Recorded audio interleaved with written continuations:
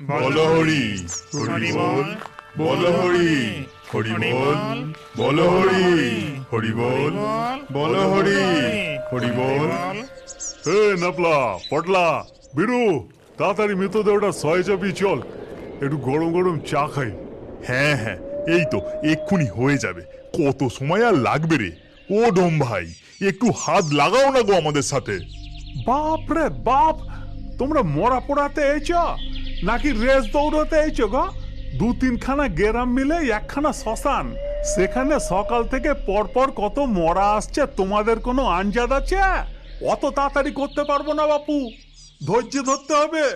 এরপর আর ন্যাপলা পটলা বীরু কালী কেউই কোনো কথা বলে না। সবাই মিলে ধীরে সুস্থে সিধু ডোমের সাথে হাত মিলিয়ে মরা পোড়ানোর ব্যবস্থা করে। সমস্ত ব্যবস্থা হয়ে যাবার পর তারা সবাই মিলে শ্মশানের সামনেই একটা চায়ের দোকানে বসে চা খেতে। তাদের সাথে সেখানে গিয়েছিল আরও একজন, সে হলো হ্যাবলা। কই গো দাদা, আর দাও দেখিনি 5 কাপ চা আর 2টো করে বিস্কুট। এতটা পথ চলে আসতে খুব খিদে পেয়ে গেছে। আরে বসো বসো, এখনই দিচ্ছি। এ হচ্ছে নিতাইয়ের চায়ের দোকান, সবকিছু টাটকা, বুঝছো? টাটকা দুধে টাটকা চা। এরপর সবাই মিলে 2টো করে বিস্কুট আর চা খেতে থাকে। কিন্তু হঠাৎ করেই একটা জোরে খটাস করে শব্দ হয়। তারপর হ্যাবলা, ওরে বাবা রে, ওরে বাবা রে, বড় জেগে উঠেছে রে, আমায় ভূতে গেল রে, বাঁচাও!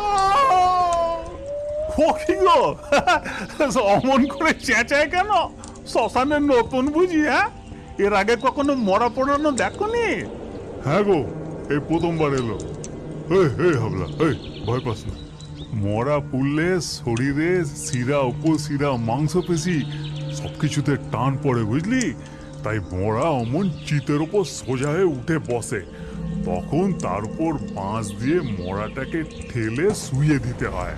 তাদের চা খাওয়া হয়ে গেলে চায়ের দাম মিটিয়ে দেয় এবং মরা পোড়ানোর সমস্ত পর্ব মিটে গেলে সেখান থেকে তারা বাড়ি ফিরে আসে। এরপর সন্ধেবেলায় দুধওয়ালা লক্ষ্মণ সাইকেল চালিয়ে দুধ নিয়ে শ্মশানের ওই চায়ের দোকানের দিকে যায়। हाय के पान बनारस वाला, जय के दूध बेचने वाला, भूत ना पकड़े हमको, लौट के प्रसाद चढ़ाएंगे राम जी को। ओए ओए কিরে লক্ষ্মণ, তুই রোজ রোজই একই গান গাস কেন রে? তুই কি আর কোনো গান গাইতে পারিস না? गाता हूँ, बहुत सारा गाना गाता हूँ, लेकिन इखाने ऐसे सब भूल जाता हूँ। लो जी जल्दी दूध लिए लाओ तो। এরপর নিতাই একটা বড় পাত্র সামনে রাখে আর লক্ষ্মণ তাতে দুধ ঢেলে দেয়। अच्छा नीताई भैया, सुबह से लेके रात तक इस शमशान में चाय बिक्री करो, तुम्हें डर लगे ना? দূর বোকা, ডর কিসের রে? এ হলো পবিত্র স্থান, স্বর্গে যাবার রাস্তা, বুঝলি রে? স্বর্গে যাবার রাস্তা। একদিন তুইও এই রাস্তা ধরেই যাবি। লক্ষ্মণ আর কোনো কথা বলে না, যেমনটি এসেছিল ঠিক তেমনটি করেই সাইকেল নিয়ে আবারও গান গাইতে গাইতে শ্মশান ছেড়ে বেরিয়ে যায়। এর পরের দিন ভোরবেলা, তখনও দিনের আলো পরিষ্কার করে ফোটেনি। বাপ রে বাপ, সারা রাত ধরে যা বৃষ্টি হচ্ছে আর এখনো পর্যন্ত থামার নাম নেই। যেন মনে হচ্ছে আজই গোটা গ্রাম বন্যায় ডুবে যাবে। আপন মনে কথা বলতে বলতে সিধু পথ ধরে শ্মশানের দিকে এগোতে থাকে। ব্যাপারটা কেমন হলো? আমি তো ঘরে বসে স্পষ্ট শুনলাম যে মরা নিয়ে লোকজনেরা আমার ঘরের পাশ দিয়ে গেল, তাহলে সামনে কাউকে দেখতে পাচ্ছি না কেন? তখনই হঠাৎ সিধু শুনতে পায় এক বৃদ্ধা গাছের তলায় বসে তাকে ডাকছে। ও বাবা, কে গো তুমি? একটু শুনবে? আমার বড় কষ্ট বাবা, একটু দাঁড়াও না গো। ও বুড়িমা, এই ঝড় বাদলে গাছতলায় বসে কি করছো গো? এমন বৃষ্টিতে ভিজছ, শরীর খারাপ করবে যে। আমার আবার শরীর, পথে পথে থাকি, ভিক্ষে করে খাই, মরি আর বাঁচি কিছুই এসে যায় না বাবা। আমার একটা কাজ যদি করে দাও তাহলে বলি। ওহ, বড় ঝামেলায় ফেললে দেখছি। এই ঝড় বাদলে তোমার আবার কি কাজ করতে হবে? বলো বলো, তাড়াতাড়ি বলো। এরপর সেই বৃদ্ধা ঝোলা থেকে একটি খাম বের করে সিধু ডোমের হাতে দেয়। তারপর বলে, এই যে বাবা, এই চিঠিটা, এতে ঠিকানা লেখা আছে। সঠিক জায়গায় পৌঁছে দিতে পারবে? তেমন কিছু দরকারি কথা লেখা নেই, তবুও তুমি যদি এই ঠিকানাতে পৌঁছে দিতে পারো তাহলে খুব উপকার হয় বাবা। আচ্ছা, দাও, তাড়াতাড়ি দাও, আমাকে আবার শ্মশানে পৌঁছতে হবে। সিধু চিঠিটা হাতে নিয়ে হন্তদন্ত হয়ে শ্মশানের দিকে এগোতে থাকে। তখন হঠাৎ তার মনে হয়, ব্যাপারটা কেমন হলো? এত ঝড় বাদলের মধ্যে চিঠিটা যখন আমাকে দিল তখনও চিঠিটা ভিজেছিল না, এমনকি এখনো এত বৃষ্টিতেও চিঠিটা ভেজেনি কেন? এরপর সিধু পিছন ফিরে তাকিয়ে দেখে সেই বুড়িটা গাছতলায় নেই। তখন সিধুর ভারী অবাক লাগে, কিন্তু সে আর না দাঁড়িয়ে দ্রুত পায়ে শ্মশানের দিকে এগিয়ে যায়। কয় গো, কারা মরা নিয়ে আইছ? কোথায় গেলে গো? আরে এসো তাড়াতাড়ি, বৃষ্টি থেমে গেছে, এই সময় চিতেটা সাজিয়ে ফেলি। কিন্তু সেখানে কেউ কোথাও নেই, কারোর সাড়া পাওয়া গেল না।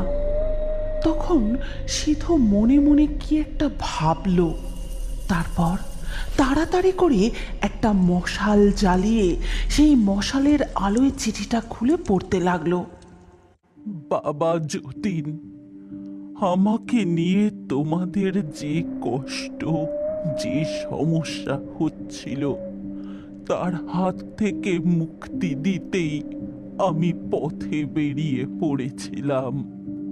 তোমাকে জন্ম দেবার পর থেকে তুমি কিসে ভালো থাকবে, আনন্দে থাকবে, সেটাই আমি বরাবর দেখেছি। মা হিসাবে কোনো দিনই কোনো কিছুই তোমার কাছ থেকে চাইনি, তবে আজ একটু তোমার হাতের আগুন চাইছি। এই চিঠি পাওয়া মাত্রই যদি চিঠির বাহকের সাথে চলে আসতে পারো, আমি তোমার অপেক্ষায় রইলাম। ইতি, তোমার মা। এ কেমন ছেলে গো? হ্যাঁ, মা থাকতে মাকে দেখলো না? ওরে ওরে, আমাকে জিজ্ঞেস কর। যাদের বাপ মা পরিচয় কিছুই থাকে না তারা কতটা নিঃস্ব। তোদের কাছে বাপ মা থাকা মানে তো গোটা পৃথিবীতে তোরা মস্ত বড় রাজা রে। আমাকে এখনই এই চিঠির ঠিকানায় পৌঁছতে হবে। এই কথা বলে সিধু ডোম দৌড়ে সেই ঠিকানার উদ্দেশ্যে রওনা দিল। আর ওই পথ ধরে লক্ষ্মণ দুধওয়ালা প্রতিদিনের মতোই শ্মশানের নিতাইয়ের চায়ের দোকানে দুধ দিতে যাচ্ছিল। ই দেখো কাণ্ড, নিশ্চয় নিতাই ভাইয়া বৃষ্টি का ঠান্ডা আমেজ में आज कुछ ज्यादा ही ঘুমিয়ে পড়েছে হবে। দোকান এখনো খোলেনি দেখছি, এবার কি করি? ভয় নেই বাবা, এই তো আমি আছি।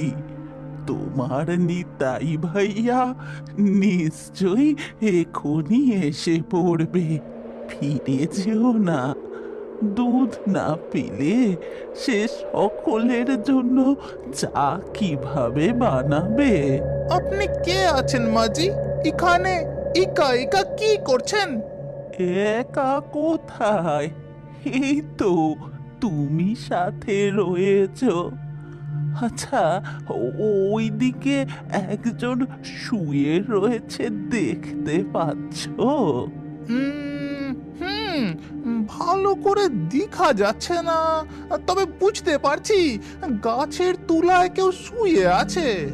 হ্যাঁ বাবা, ও 5 দিন ধরে কিছু খেতে পারেনি। ওর মুখে একটু দুধ দিতে পারো। একই বয়স্ক, তার উপর অসুস্থ, হাঁটা চলার ক্ষমতাটুকু ওর নেই। জরুর দিবে, ইতে সমস্যা কোথায়? আমি আভিজাকে উনাকে দুধ পিলাকে আসছি। কিন্তু লক্ষ্মণ তার কাছে পৌঁছে দেখে যে সে আর কেউ নয়। এতক্ষণ ধরে যে বৃদ্ধা তার সাথে কথা বলছিল, এখানে সেই মরে পড়ে আছে। আর এই দেখে লক্ষ্মণ, আরে বাপ রে, মার গয়া রে। লক্ষ্মণের হাত থেকে দুধের ঘটি পড়ে গেলেও দুধ গড়িয়ে সেই বৃদ্ধার মুখের দিকে চলে যায়। ততক্ষণে সেখানে এসে পৌঁছায় নিতাই ও সিধু ডোম, আর তার সাথে যতীন। নিতাই ও সিধু ডোম লক্ষ্মণকে তুলে বসায়, আর যতীন, মা, আমায় ক্ষমা করো মা। তুমি বাড়ি থেকে বেরিয়ে পড়ার পর আমি তোমায় অনেক খুঁজেছি, কিন্তু কোথাও খুঁজে পাইনি মা। তোমার এই সন্তানের ওপর অভিমান করে বাড়ি ছেড়ে আজ এই পৃথিবী ছেড়েই চলে গেলে মা। মা, আমি এখন কি করব? কি করে বোঝাবো যে আমি তোমায় খুব ভালোবাসি মা। মা। সিধু ডোম শ্মশানে মরা পোড়ায়। একদিন রাতের বেলায়, তখন প্রায় 9টা বাজে, সে নদীর পাড়ে একটু অন্যমনস্কভাবে বসেছিল। হঠাৎ সিধু, এই সিধু, কোথায় যে যায় ছেলেটা? ইনি কালীপদ, অর্থাৎ সিধু ডোমের কালিদা। শ্মশানে মরা এলে ডাক্তারের দেওয়া ডেথ সার্টিফিকেট মেলানো, মৃতের নথি লিখে রাখাই এনার কাজ। কালিদার ডাক সিধুর কানে যেতেই সে ছুটে আসে। কালিদা, ও কালিদা, বলো কি বলছো? শোন, আমি একটু বাড়ি থেকে ঘুরে আসছি, বুঝলে? সে কি এই সময় বাড়ি যাচ্ছ? কোনো মরা এলে, তার উপর আকাশে যা মেঘ করেছে। মরা এলে তুই আমায় ডেকে নিয়ে আসবি, আমি চললাম। এই বলে কালীপদ সেখান থেকে চলে যায়। সিধু একলাই বসে থাকে শ্মশান ঘাটে। সে ছোট থেকে এই শ্মশানেই বড় হয়েছে, এখানেই তার খাওয়া দাওয়া, বলা যায় এটাই তার বাড়ি। কালিদা বাড়ি চলে যাওয়ার কিছুক্ষণের মধ্যেই শুরু হলো প্রচণ্ড ঝড় বৃষ্টি। কি জোর বৃষ্টি নামলো রে বাবা! ওহো, এখন আর কোনো মরা আসবে বলে মনে হচ্ছে না। বল হরি, হরি বল, বল হরি, হরি বল, বল হরি, হরি বল, বল হরি, হরি বল। ওরে, এবার মরাটা এখানে রেখে তাড়াতাড়ি কোনো ছাউনির তলায় চল। যা বৃষ্টি পড়ছে, এই বৃষ্টিতে তো কোনো চিতাই জ্বলবে না। ঠিক বলেছো দাদা, ও বৃষ্টি থামলে দেখা যাবে, এখন চলো। এই কথা বলে লোকগুলো ছাউনির খোঁজে এদিক ওদিক চলে যায়। তারপরই বৃষ্টির বেগ আরও বেড়ে যায়। ঘন ঘন বাজ পড়তে থাকে, শোঁ শোঁ শব্দে প্রবল ঝড় ওঠে। এদিকে তখন সিধু ডোম সেই ঠান্ডা আমেজে তার চালা ঘরের দাওয়ায় বসে একটু ঝিমিয়ে পড়েছিল। তখন একটা মেয়ে এসে, বাঁচাও, বাঁচাও আমাকে, নইলে ওরা যে আমাকে পুড়িয়ে মারবে, আমাকে বাঁচাও। কি বলছো এসব? এই, কে তুমি? এই এত রাতে ঝড় বৃষ্টির মধ্যে শ্মশানে কি করছো? আমার নাম কণিকা, ওরা আমায় মৃত ভেবে পোড়াতে এনেছে। তুমি ওদের তাড়িয়ে দাও, নইলে ওরা যে আমাকে পুড়িয়ে দেবে। আমায় বাঁচাও, বাঁচাও আমাকে। এই কথা বলেই মেয়েটা ছুটতে শ্মশানের পাশের জঙ্গলের দিকে চলে গেল। এই মেয়ে, শোনো, এই শোনো এদিকে, শোনো বলছি। এরপর বৃষ্টি থেমে যেতে সিধু তার চালা থেকে বেরিয়ে সেই মরার খাটিয়ার কাছে যায়, আর সেখানে এই যে ভাই, এখান থেকে ডেড বডিটা কোথায় গেল বলো তো? ভারী মুশকিল হলো দেখছি, শিয়াল কুকুরে আবার টেনে নিয়ে যায়নি তো? মরাই ছিল নাকি জ্যান্ত মানুষকে মরা সাহায্যে এনেছিলে? ভাই, কি আজে বাজে কথা বলছো? কেষ্টদা, এখানে আর দাঁড়িয়েও না, চলো পালাই। ওই মরা শিয়ালেই নিয়ে যাক আর কুকুরেই নিয়ে যাক, আপদ তো বিদায় হয়েছে, চলো এখান থেকে। ঠিক বলেছিস তো। এই চল চল, আশপাশটা একটু খুঁজে দেখি। এইভাবেই কেষ্ট কায়দা করে কথা ঘুরিয়ে সবাইকে নিয়ে সেখান থেকে পালিয়ে গেল। তারপর সবাই সেখান থেকে চলে গেলে সিধুও জঙ্গলের দিকে হাঁটা দেয়, আর জঙ্গলে পৌঁছে মেয়ে, ও মেয়ে, কোথায় গেলে তুমি? আরে বেরিয়ে এসো, ওরা চলে গেছে। তখন সিধুর ঠিক পিঠের দিক থেকে কেউ যেন বলে ওঠে, এই যে মশাই, তখন বললাম না আমার নাম কণিকা? তাহলে এই মেয়ে করছো কেন শুনি? ও ও একবার শুনলে অত মনে থাকে নাকি? আর এমন ভূতের মতো ফিসফিসিয়ে বলছো কেন পিছন দিক থেকে? ভয় পেয়েছো বুঝি? ভূতের ভয়? মোটেই না, ভূতের ভয় পেতে যাবো কেন? হ্যাঁ, এই শ্মশানে সেই ছোট্টবেলা থেকে মরা পুইরে পুইরে নিজের মরারই বয়স হয়ে গেল। বালাই ষাট, তুমি মরবে কেন? তাহলে তোমার বউ বাচ্চার কি হবে শুনি? কি বউ বাচ্চা? আরে ওসবের কোনো পার্টি নেই গো আমার। যার নিজের বাপ মারি কোনো পরিচয় জানা নেই, তার আবার বউ বাচ্চা। এইভাবে কথা বলতে বলতে রাত প্রায় তখন শেষের দিকে, বৃষ্টিও থেমে গেছে। তখন হঠাৎ সিধু, সিধু, আরে মুখ পোড়া বেটা ছেলে, গেলি কোথায়? যাচ্ছি গো কালিদা। তুমি যাও, আমি এখানেই লুকিয়ে থাকবো, তবে আমার কথা কাউকে বলো না জানো। তারপর সকাল থেকে প্রায় সারাদিনই সিধুডোম শ্মশানে মরা পোড়ানোর কাজে ব্যস্ত থাকে, আর মনে করতে থাকে কণিকার কথা। কে জানে কোথায় গেল মেয়েটা? সারাদিনে তো একবারও এলো না। কি করছে, কি খাচ্ছে, কে জানে? এরপর রাতের দিকে যখন সিধু রান্না শেষে দুটো আলু সেদ্ধ ভাত নিয়ে বসেছিল, তখন এই যে মশাই, একা একা খাওয়া হচ্ছে, আমায় দেবে না? এদিকে আমি যে কাল থেকে উপোস করে আছি। তুমি খাবে? এই নাও, এই নাও, এই নাও, তুমিও খাও। কিন্তু আমি যে ডোঙ্গ, আমার দেওয়া খাবার তুমি খাবে?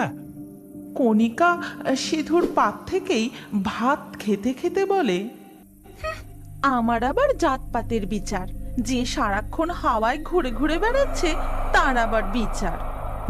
মানে এসব কি বলছো গো? হ্যাঁ, আমি তো কিছু বুঝতে পারছি না। ওরে বাবা, দিনের আলোয় বেরোতে পারছি না, পাছে লোকে চিনে ফেলে, আর রাতের আধারে লুকিয়ে তোমার কাছে আসতে হলো, এই কথাই বলছি আর কি। তাহলে বেশি করে খাও, বেশি করে খাও, পেট ভরে খাও, নইলে দিনের বেলাতে তো তুমি খেতে আসতে পারবে না। এইভাবেই দিন কাটতে থাকে। সিধুডোম সারা দিন মরা পোড়ায় আর অপেক্ষা করতে থাকে কণিকার জন্য। আর কণিকা রাতের আঁধারে সবার অলক্ষ্যে আসে সিধুডোমের কাছে। একদিন দেখো কণিকা, অনেকদিন তো হয়ে গেল তুমি নুক্কে নুক্কে বেড়াচ্ছ, তোমার বাড়ির লোকেরাও তো খোঁজ করতে এলো না, আর এত নুক্কে নুক্কে থাকার কি দরকার? কি করে আসবে? ওরা তো জানে এতদিনে আমি মরে পচে গেছি। যেদিন আমার গুন্ডা বদমাইশ স্বামী আমার সম্পত্তি জোর করে লিখিয়ে নিল। দেখো কণিকা, এত সম্পত্তি তোমার নামে থাকলে বিপদ হতে পারে, তাই এই কাগজটায় সই করে দাও। না না, তা কি করে সম্ভব? এই সমস্ত কিছু আমার বাবা আমাকে দিয়ে গেছেন। সই করবে না মানে? সই করতেই হবে, করো বলছি, করো। আমার হাজার আপত্তি সত্ত্বেও ওরা জোর করে আমাকে দিয়ে সই করিয়ে নিল। তারপর একদিন আবার, কণিকা, কণিকা, এই দেখো তোমার জন্য কেক এনেছি। তুমি কেক খেতে ভালোবাসো তাই না? না, আমার কেক খেতে ভালো লাগছে না, আমি খাবো না কেক। খাও, খাও বলছি, শিগগিরই খাও, খাও, এই খাও, খাও, খাও। আমার হাজার বারণ করা সত্ত্বেও জোর করে কেকটা খাইয়ে দিয়ে সে ঘর থেকে বেরিয়ে যায়। আর তারপর আমার খুব বমি হতে থাকে। আমি সেখানেই লুটিয়ে পড়ি। ওরা ভাবে আমি মরে গেছি, তাই লোকজন এনে খাটিয়ায় চাপিয়ে এখানে নিয়ে এসেছিল। কিন্তু বৃষ্টির মধ্যে আমার জ্ঞান ফিরতেই খাটিয়া ছেড়ে পালাই।